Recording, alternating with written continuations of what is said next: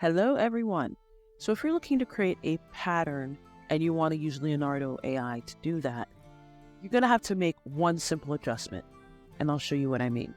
So here I have a prompt for, red and orange roses with streaks of white mingled with a green line, and then I decide to use angled brush style. I'll go into that style in another video. So what we're going to do is we're going to go ahead and generate this in Dream Shaper 7 and see what comes up. Remember, I also have my prompt strength test at 0.5, and then I have high contrast. Let's go ahead and see what happens. As you can see, it is absolutely a gorgeous picture. I like the whites here. I think that was actually a pretty good touch. But when you upscale it, it does look like you're just pasting, these pictures together. So if you want to create seamless tiling of your pictures for your patterns, you need to click on the tiling feature. So let's go ahead and run this and see how it looks with tiling. Great. Now when you're taking a look at a picture that has been tiled, you'll notice that it kind of cuts off in a strategic way. For example, when you're looking at this one right here, I can tell you right now that this right here is the first piece, and this is the second part, the other piece of that part of the picture. So it's always going to cut off in a way that when you put it together when you create the pattern, it's going to look seamless. However, if you were to create a pattern with something that was not tiled, it just looks like patchwork. So let me just show you what I mean when I'm going to go into my Printify dashboard and show you the exact difference between tile and not tiled. Before you do that, you want to go ahead and upscale your image so that you have the necessary DPIs. For the sake of this demonstration, I'm not going to upscale the images. I'm just going to show you the difference between how you should use the tiling function and why you should use the tiling function if you want to create a good pattern.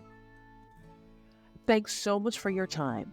If you could like this video, if you find it useful, it'll help me to figure out what kind of content you want to see.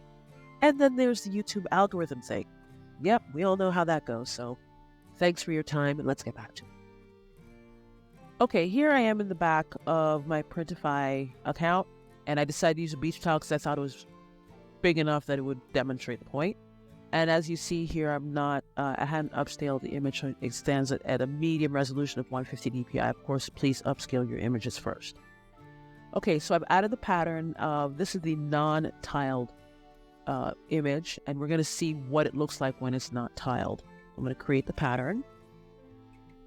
And if you take a look, it just looks like it's, patched together. I mean, it still looks beautiful, but you can definitely see that this is not as seamless as it could be.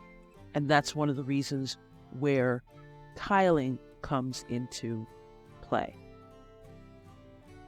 Okay, so now here is the tiled image that we got from Leonardo. And as I mentioned, the strategic cutoffs are definitely going to come in handy, and that's one of the reasons why you want to execute that. So let's go ahead and see how the pattern looks when we create that. There we go. As you can see, it looks more seamless. It looks like it was made like that. That big pattern was just made like that. And that's the beauty of enabling that tiling feature in your Leonardo account. So again, if you want to do something with patterns, make sure you enable tiling. That's the one thing you need to do before anything else. And then from there, you can upscale the image and try it in whatever platform you use to create your designs. So that's all for today. Let me know in the comments if you have any questions or comments about how to do this, or maybe some other kind of patterns that you wanted me to try. And I'll see you guys in the next video.